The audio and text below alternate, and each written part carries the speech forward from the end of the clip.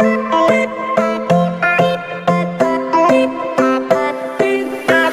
sit there with that look on your face like you won, like nothing that I say's gonna change how you feel now. You sit there and you tell me you fell out of love, and we are in your way, so you just gotta leave now. And we just need to understand your reasons, and you are gonna justify this treason for telling me the promises that we swore ain't enough. So now you're gonna be another person, and how do I explain this shit to our son? How'd you tell a total about a girlfriend that he's gone?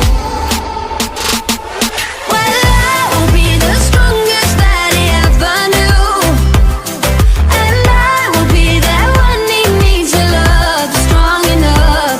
Don't worry, I will carry your shit for us, no matter how bad the storm. I will be the strongest that he ever knew, and we'll leave you alone.